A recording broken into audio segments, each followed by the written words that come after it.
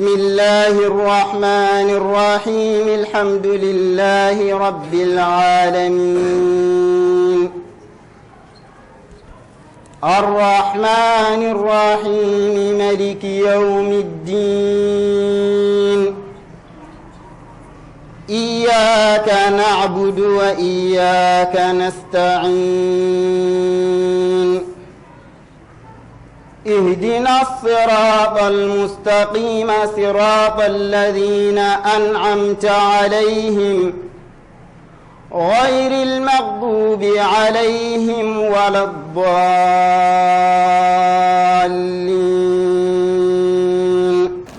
إن الحمد لله نحمده ونستعينه ونستغفره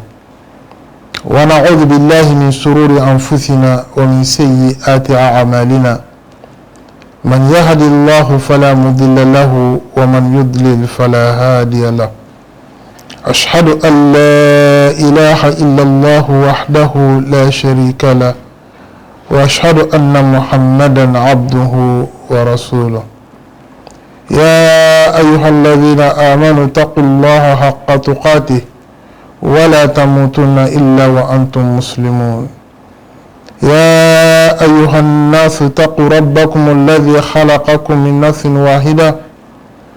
وخلق منها زوجها وبث منهما رجالا كثيرا ونساء واتقوا الله الذي تساءلون به والأرحام إن الله كان عليكم رقيبا. يا أيها الذين آمنوا اتقوا الله وقولوا قولا سديدا يصلح لكم أعمالكم ويغفر لكم ذنوبكم ومن يطع الله ورسوله فقد فاز فوزا عظيما. أما بعد فإن أصدق الحديث كتاب الله وخير الهدي هدي محمد صلى الله عليه وسلم وشر الأمور محدثاتها وكل محدثة بدعة وكل بدعة ضلالة وكل ضلالة في النار. أعاذنا الله وإياكم من الضلال والنار. Mari songon kamukanu mari musliminu o tungan tigana na tungan mama na barkan sakani tunga qoren daga ni kisi adu kisi eno nema na munama na jiri qihari senen kama adi kapalemu di kandun ko aro kome anga tokilo qihari ke tabatenya nan kema konda tunga subhanahu wa ta'ala ago ko musu kapa me qurban lu kotabe ya rabbi ora munu tunga ma anu ko farin jama senen ya ku kotanu marim songo kamukanu penalty yon paindanu aten gandanu okune au kata rasu ko mantenya kamba ganta kunde be agara oro ke wala laqe songo no ke wala laqe be go taunu penalty yon kama angum be gara kanu angum be ko kana tenga ke wakati amu mewu kanu haike wakati ya o asu kamanten kunyini kamba ganta kunyinde be tenga nanu o do yana o telenka kera yani penalty be ya na do ya kana kunda na mutu ga subhanahu wa ta'ala mara arnodu tu akhiriya wala aqran kale mako kanne mutu na ya wala laqi nantla karna alla dinan killenga kana kare kendi na kemutu olli nali ne wara kille ken kama o kuyini o do nyanula ya rabbi arna barke rodudi maram gemme nga halle wala laqabe wo ma o wara kare na wala laqo ku jomati kenya kenti wala laqe mukay wala mukehe okumaga awa silamen kam maga wala laqi mukehe nan saka kama oqi harenga qi waqti bi alayhi salatu wassalam tunga subhanahu wa ta'ala gara misho hana be kine hari hana be gara raqani nan tanalla ko haram marmunda hari hana be raqani gara raqani nan dara ko imman tonunda kembe ke haraibe sino tamro siko be gara nyam makanta gandi ay kara seron khirikata biyan kanne be nantu unanti Allah ni bani hota nanta kapa Allah ibate ngoni few qulu la ilaha illa Allah tuflihun aga ken sabati na lelun kamma aga sonno na kun sabati ni qihara di tago kishini o ken biyan kamme nan kadana hatan panci telga nanunda ndangani arabun kan nyani biyan kamme ke yana ko hinu wano aw ken yalla mundunu biyan kamme ke yana ko anta biyan kamme ke ko ni hinu wono nan ka kana kun gole qari ay kenta demme aw biyan kamme ke yana ko ndangani ana kadana hon wona sabati ni anken sondo nani biyan kamme ke yana ko ndangani ana kabara golli wonanya fara alayhi salatu wassalam ala siwa ku tamro si ko nyana seru ngara kille ken killa kama bate mari holo ho hontana holo kala ke biyan kanna ko agara ke ko aw kishini atwanti fara ni biran su ko mantenya ke biyan kanna kama o wara hay fara alayhi salatu wassalam abrantawun golle ogana hayi an wada yi kemma bu faren birantawun golle ne har sai wani bane sunnanen golle mu kendi hatan buncon golle mu kendi awan nonon biya man kano kendi kena ma bu faren golle ni ka obu gana famu ni mogobe ke wo sabati na ku sunnamu ni mogobe foke na hatan banciya koni telga nanu ga famu yala sa biyan kamige go sabati na ku sonnomo ni mogobe o go golin tay mogobe ke la ilaha illallah wala laqadan min tuya ora wureko la ilaha anjanna ko nan ditun kantano illallah ma Allah subhanahu wa ta'ala bani anna ken buwanne nen kamma sonnomo na ken sabati ni tunganda no kamo tunga bere bate ngan kada tunga bere wan tuwana kallem palle argona go tunga be ma jana wa tunga na be ma tunga sunta no make Allah subhanahu wa ta'ala bane aken bana nan taga na ngara ni ya ko ten kamma aw ade bane garan taga aken bana ro bate nan kaba deme ga wure ni ke deme ga humu namma ana hunde sabati na sunnin kin kai kan dalle kahiru da fare da kuya alayhi salatu wassalam an ga mutirni nan da koya kampatun yayi tawa umitin Allah shi kan ta kendo aga masire wara gari giwe katu nan tinyara kampatun yayi tawa ama ken tunga wari ayi nan tinyara nyon ko tun yayi tawa ayi sirin ta kan konno ka problem na nina nanti batio su ko mantena kabana ya Allah subhanahu wa ta'ala bana bayani haram marin kana ni so ga kiyan woni Allah ko bana ran taga aro sirma ka nan taga de ayana kampatun yeri ni katun yeri taga awaduna na kenya ma Allah harama kenya ma akenya nan kalli ayana girgini etunga be bana ga kenya ana kabara ken bana batuwa wala ana kabara hota na kaw kenya ken islamu foko na ke biyan kana famu kahirun ugun hota na kan kapa Allah subhanahu wa ta'ala man kana ma tibasana wo hota na kapa Allah yi wo kenya na kilaina Allah kitatai wa ma na'buduhum illa liqarribuna ila Allah zulfa wa kenyako nanto kuna ku batuni mani kame maga unkato ku tintoni Allah subhanahu wa ta'ala ya Allah kama dunyati ken kille Allah ga dunyati kille be anan tolomo ke ike Allah subhanahu wa ta'ala bane ma hori ke Allah subhanahu wa ta'ala na ona ke biyan kana kama oti tuamin da hinu yeri wutu ona ken patambanci nera biyan kana ke na ko hini yeri la munintenga ma anna kentu biyan kanekeri kuna sawatan al saminen biyan kanekeri ana ngoli tukunya pour que biyan kanekeri was sabatina somme meni mobe pour que ango tawo dian kan ke kama anda go saka anda go gilli mo be ken dian kan pana hana o te keni tuwawo ni haramare me angare no ho de anatu hulo Allah yimera muno ma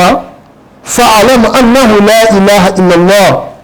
nanta anatu hulo nanti tunga suntar ma Allah subhanahu wa ta'ala bane angana kentu wati bani kenga agbole no nanangani ka haramare me nanta hulo angara di Allah ta ken golle yana kenyan tunga subhanahu wa ta'ala da muno ma on Allah to hulo on Allah to kenyan Imam Bukhari rahimahullah agarati kitabu kai arati wala laqay wa amghani tikeni hollaqay tuawun same gollen kane annahum tuhulu katamla fagolli yokina kanema uti diyan kanne ke angana ko anne men kam mafuka na tuhulu kena hanaya ora wala laqanya ke kama wala laqadan tubu se ke kama mawthiri ataji nari kankai al yaqin ngana ko anne Qur'an nani keni dan kanabu ne dan kanabu dogo baka haramare men sollemendi dan kanabu nan kitan sollemen nogoni sikka ganta dan kanabu be few dan kanabu nan kitan sollemen nogoni dan kanabu be tuawun dan kanabu na jikken dan kanabu pe an sawata ge sollemendi ana tuawun pelle kenan sawata sollemendi nanki Allah subhanahu wa ta'ala ni tagandana ya abbara da batena qaba fuki dankana kan kite dankana wana kite haram marme sonnemendi angana yi sonneme ke sabati ni sonneme ke da yille ne kad dankana wana sabati sonnemendi bane angana yi awa biankane be kone antanna hana dankana antanna hana kamo basa dankana on tango sonnemendi hi ho ganari awara ni ajon sikana humba garan kitasiza ana sikana a kori kono wa make keniya dankana on nasabatan sonnemendi kembal dankana on nasabatan sonnemendi ange na tu nandu ho boni no koten kama aranda ho borni nanka aranda ho so nanka magayati Allah na kutunya fuka na kiya famu كيان الله قدالنا القرآن المغني سورة الحجرات دي إنما المؤمنون الذين آمنوا بالله ورسوله ثم لم يرتابوا وجاهدوا بأموالهم وأنفسهم في سبيل الله أولئك هم الصادقون أتلي من كانوا يقولون القرآن سيدنا دنقناوتي الله دي قهارنا دنقناوتي دنيا حل سيكا مرو سنمني dankanaw keri halle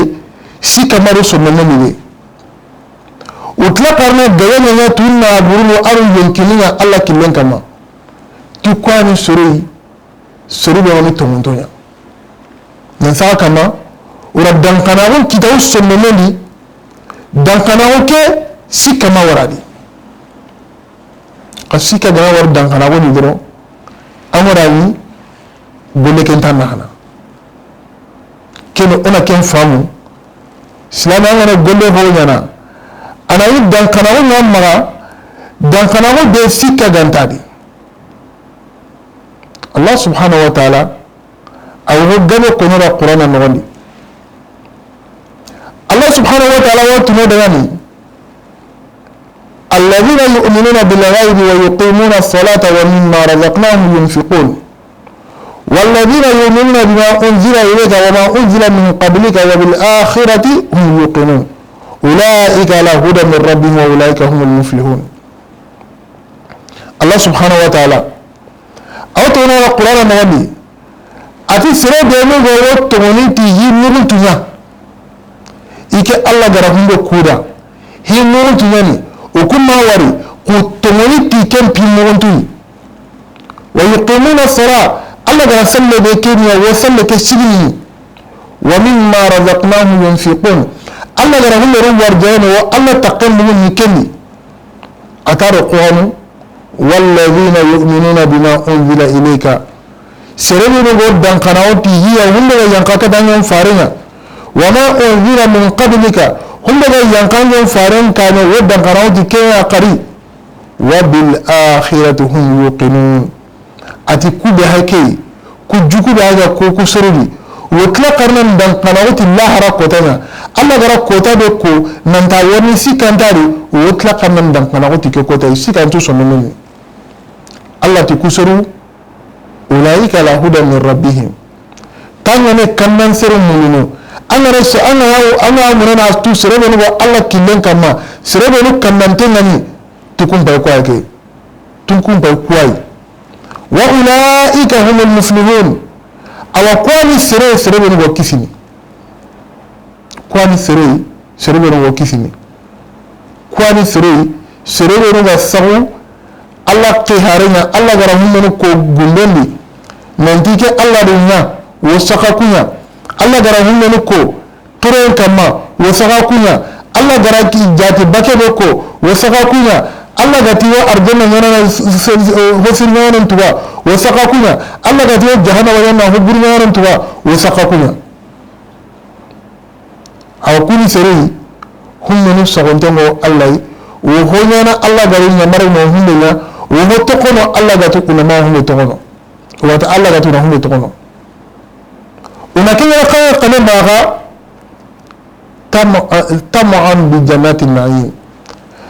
una kenya ka kana ma na Allah arjana kennata Allah gatu na hunde ya kenya na abatu na hunde tokono nan sa kama Allah gara arjana be yi kura usagonto go arjana ke wo golli buraka tono na arjana ke nata Allah na arjana ke no dangane to kwani seni woni ga dankana on kita usondo meni adi sere woni ga dankana on kita ko kwani sere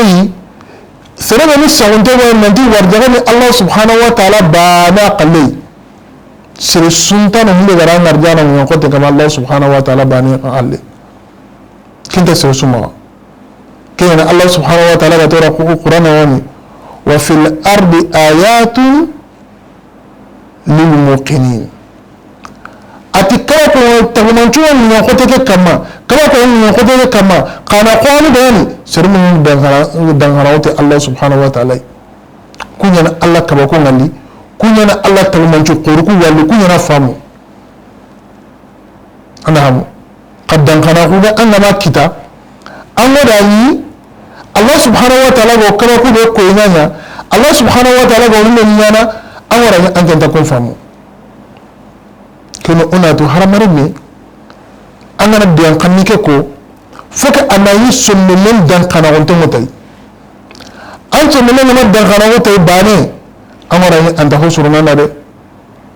arna famu wasirin kimi o wana farin biyan kanun pa biyan kan gabe ke kama Allah fara alayhi salatu wa salam ati hadisari aba hore ta gara hadisa be yilla ati farin sallallahu alaihi wasallam ashhadu an la ilaha illa Allah wa anni rasulullah لا يلقى الله بهما عبد غير شاك فيهما إلا دخل الجنة أتي من سيرن تاغو نجد تنغى سندان مع الله سبحانه وتعالى باني أري إيكا محمد من الله قيهارنا أتي كم سنتا الله جنة لناو تكوديان قانون زنديا ناتوسي كانتان سنمني كما الله غلالوني أرجانا نغني كم سو kediya kanne koni angara ke sabatan sunna min adam kana wo ngamma agala Allah jalla mawo kallan da kita mai keddan kana wa nan kin maga sikan dan sunna mini an sa don Allah banan gawana an sa don faratu harawuna ti ko musubana Allah jalla mawo ti kediya kanne Allah walo ni arjana no woni kin telga nanu ona hamu dan kana oke ono dura qoto na sabatani sonno men Allah gari ko musribe ko gara ko musube hi ko ra qur'ana nogoni alla gari ko be wara sika gantu sonnomeni kunu komai wara dankanagon kita sere sunta dankanagon ke kitana ma alla garani ko misire ona hamu haramar min dankanago fuke kiyan sabatan sonnomeni alla banankawo faranke harawo maga dankanago ga sabatan sonnomeni alla fare di sere sunta ke kitana ango kallenga an kitana nan to ke kama ma alla garado ni abjana nogoni ona faren padisa tan telinga hadisa be aba hurera ta ga saga hadisa kedi agara hillo dangane ati faren dikere kotai ya aba hurera idhabi bin alayya hatiya aba hurera ta nto hitanu ku hinni wutu anna mbugu sillakei ando sere sugana gemu kobi ke halle sere de go sere na wonanti alla ni bani dan kharawuna magare ken dan kharawun bumunta ga sondomeni asondomen sawonto nanti alla ni bani dan kharawuna sondomeni fabashirhu bil janna aba hurata anna kaman nagalini di kankai ti arjanna do roya sere su comme su anna sere su gana gemu sere na sawonto go alla agate alla ni bani ken dan kharawuna sondomeni aba hurata anna kaman nagalini di kankai ti Allah subhanahu wa ta'ala arjanna loya kenni haramar min na dan khanawun kita angol da ya na ambiran tawoni islami ana banan ka wullu yanki na ti kankai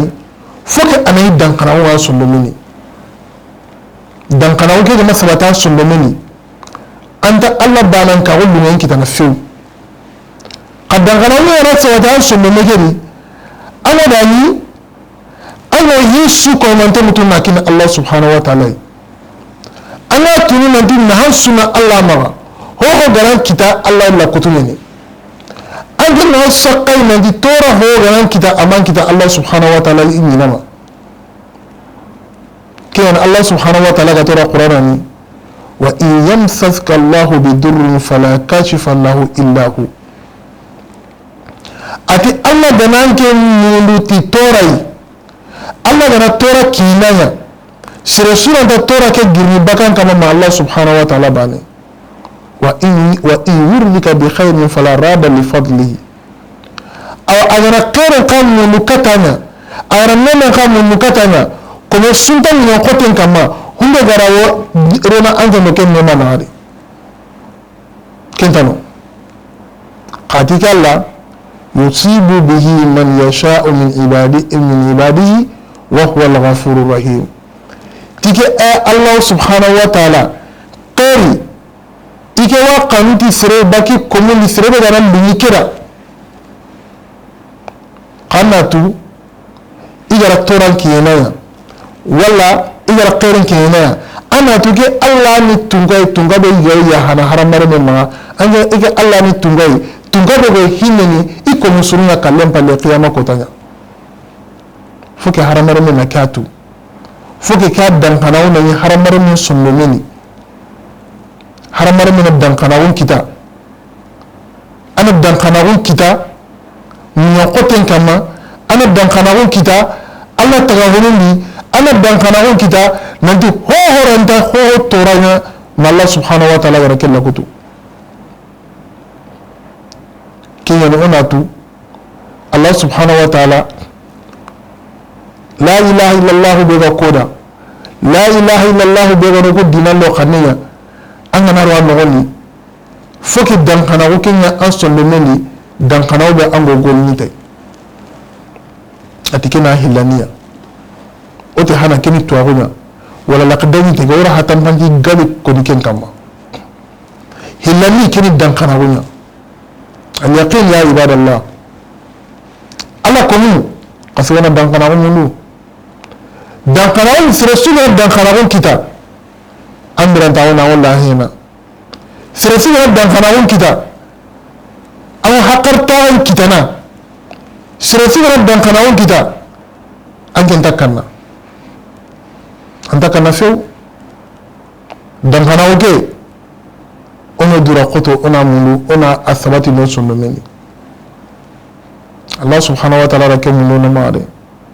fokona dankanawo kita qiyar ho gono dambe ho gono ono dura koto dankanawo go sondo sabati no sondo meni mogobe dankanawo sikka danta dankanawo beri كان الله يتنبأ كلا لو تعلمون علم اليقين جنانكم غواتو دنقناغون توهيا لترون الجحيم من تعاون جهنم وري أقول لنا تنبي دنقناغون توهيا من تعاون جهنم وري أقول ما ربي يقطع نعبد كيسني قالك الله تعالى شكان تاري دي شكان تاري أقول جهنم ولا غيا غني دنقناغون kina haramari mi anan dura qoto dankarawo ken sabatan sondumeni ana dankarawo kita marbango lahiyana arna fomo sirin kini kan dankarawo ya o ga mun na honne ko humbe kama kita ken hilaniya asikali القبول لما دلت عليه هذه الكلمة من عبادة الله وحده والترك عبادة ما سواه فمن قالها فلم يقبل عبادة الله وحده كان من الذين قال فيهم إنهم كانوا إذا قيل لهم لا إله إلا الله يستكبرون أبيك بيان خلي القبول بيان خليك ناريغا diyan kanne ke nariga an la ilaha illallah ko anne men kamma an qala na diyan kanne keriya na Allah bane bato ho gani Allah tana yana ke su komanten togono asirebe yana diyan kanne ke ko sirebe yana diyan kanne ko an yana qala na mari jama'a naga jama'a de Allah subhanahu wa ta'ala ya bani الله ترى إنهم كانوا إذا قيل لهم لا إله إلا الله يستكبرون قال بيان خليكو ما كان جماعي بي أغنى قرانا دي الله نباني هدى نبقى ونباتي الله اللي وكل ما يجي مقروني أغنى قرانا ننتو أن الله سبحانه وتعالى بانا باتو ولك وكل الملكية ويجي مقروني انتهي وهذا نبتنا كو الله سبحانه وتعالى كي يكون بيان كني بكو وما بيان كني كريا ويقولون أئنا لتاركو آلهاتنا لشاعر مجنون أقولنا أمنا نكتونه سوغانا بيان حقرين نتانو أرى بيان كني موسى agara turanande una Allah bane bato una ma hoko Allah una mani yana na anjabi fare oku mano ku berona oku bin to ko anje sereba na hinde sereba na turunte yime suwana yana turunte yime oku diyan kana ke to ko kendawa du qur'an ludi diyan kana ke unari ga nangolite Allah subhanahu wa ta'ala akara kangarin katora ono yimo korsikede Allah subhanahu wa ta'ala ahayara kebe kora al-qabul kini kankai Allah gara hoho ko anariga tanki tumpiliya la ilaha illallah agar hunde mundama agar munana hunde nya agar munana hunde togo Allah ken su komantin liya tanki tumpiliya kan nana bararigana an nana waran kitum palle kiya ko nandi diyan kaneke amariga kiyan Allah faru sallallahu alaihi wasallam ara hadisa gabo ko ku kama qur'ana qara ngiti aya gabe ko khakama ana tanake aya mutuna ko awra wala laqam la tono qallamun ni de bane telma nani na famu nan di haram mara banganati la ilaha illallah muhammad rasulullah sallallahu alaihi wasallam hi wa mu'minama kana alqabul biyan kana ga yarati vohya ana kinyar ga tanki tumpiliya ana ngoli tikenya kinya muninte na ma ana ma biyan kana kiriya ana ma ariya na ngoli tayi akono biyan kana ke gantan hana anda ko kantan hana fuko na ka fam ana biyan kana ke tu la ilaha illallah anda tu anda wuritu anda manantu anda muraduntu anda dankana ko kita asonde mendi dankana ko kanka sanati alqabul ana boliti alla muluya kanka dana tuna dalla ni bani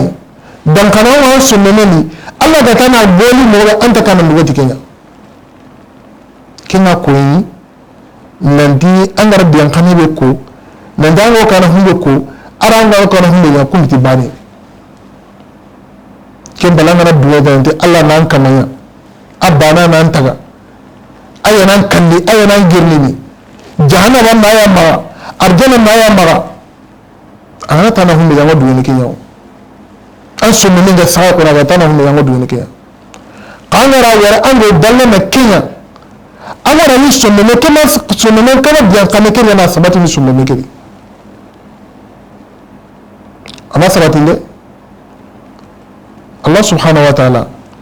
ati wa kadhalika ma arsalna min qablika min qaryatin min nadhir illa qala mutrafuha inna wajadna aba'ana ala umma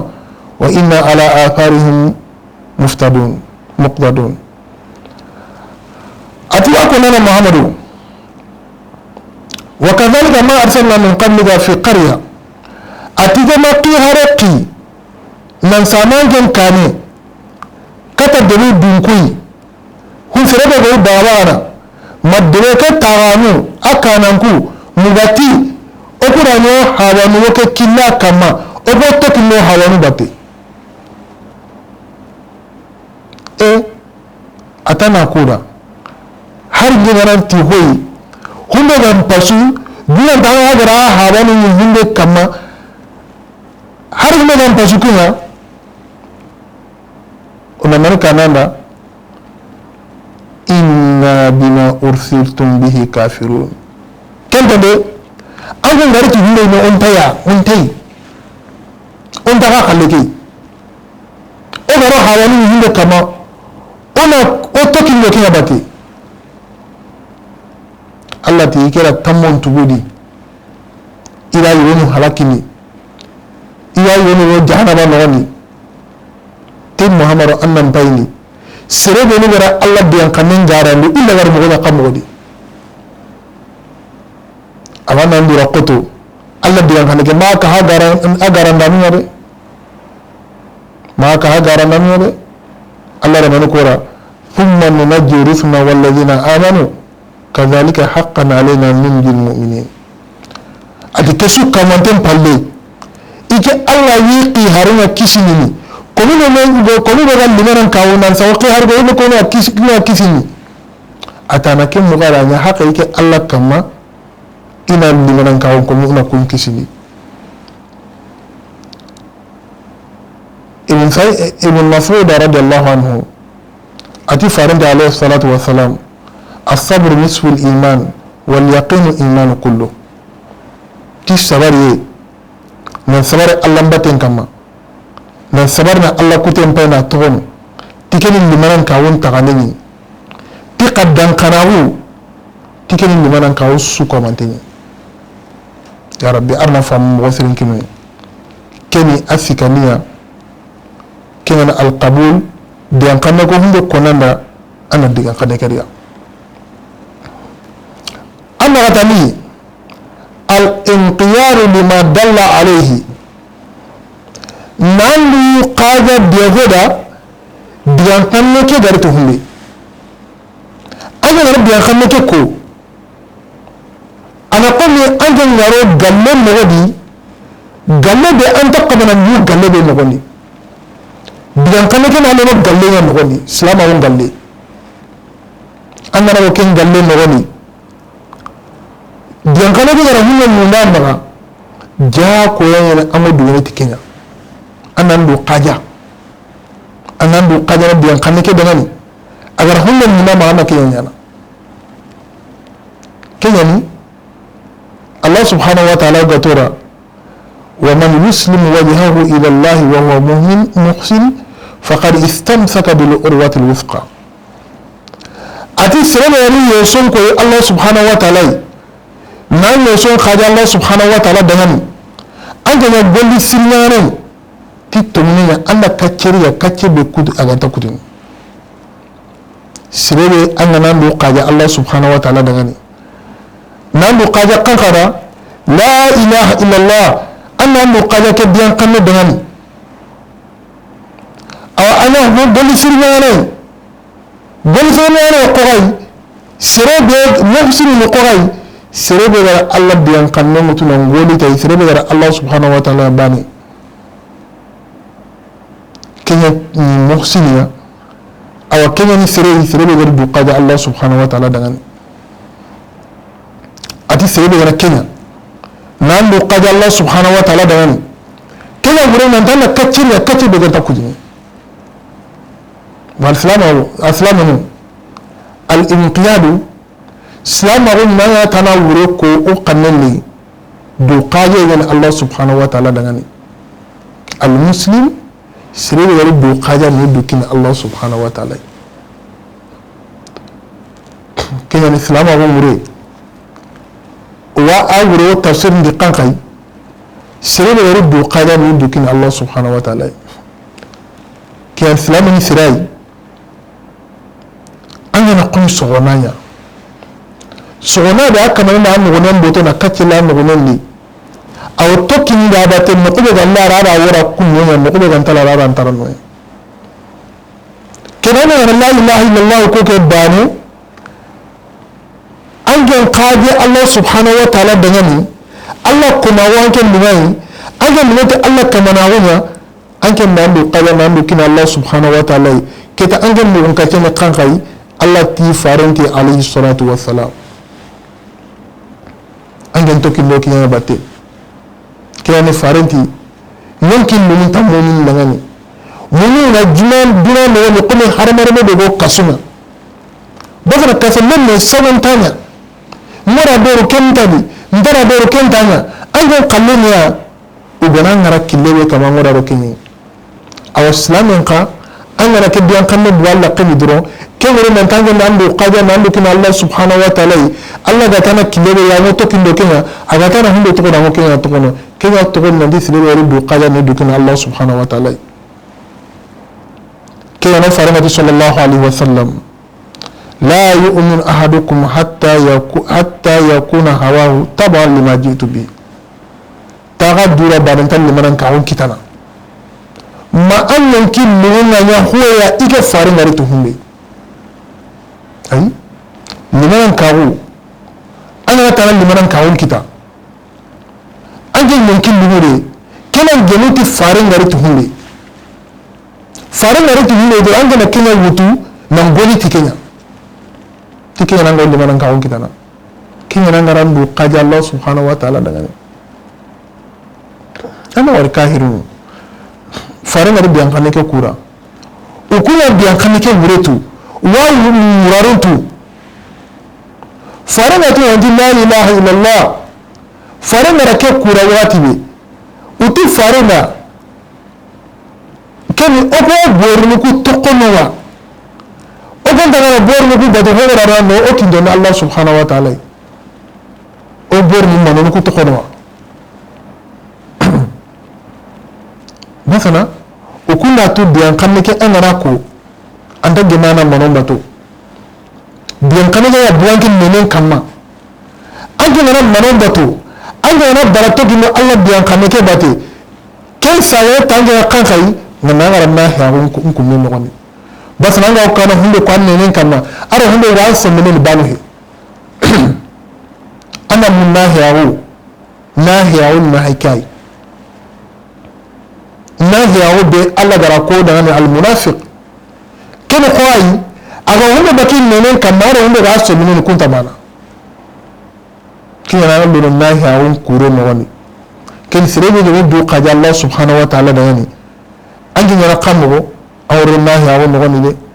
anara ko annenen kanna nanti la ilaha illallah anja mandu qaja nankin dukina Allah subhanahu wa ta'ala hotara wanken sonneli humir Allah biyan kananga iti bani hotara wanken sonneli humir faran kananga iti bani kiya to nahi awu sika tangani de angu mawari nahi bunu be faran bata alayhi salatu wassalam ndi la ilaha illallah ko no faran bate ngamallu ni sonneli uyu sigira mumu urabiyan kananga ko pour que go sigira kitana mobe urabiyan kanage ko pour que wulna hanki dana mogobe kinya kanni magobe nahi guniyo kungana nahi guniyo o ko ka dana kollenki kunyingi kungana wara kuri mane mago kunta no ken nahi ago nogondi keno no du korsi ono du korosi dina ke ago hunna munna ma anandu qada nandu kin Allah subhanahu wa ta'ala dina ke na ke munna ma de nando qaja yang kempa soonando qaja ni kamana mogoy silamina kabana qaja Allah subhanahu wa ta'ala kullu ni ana to Allah ma antaga Allah ma ankalli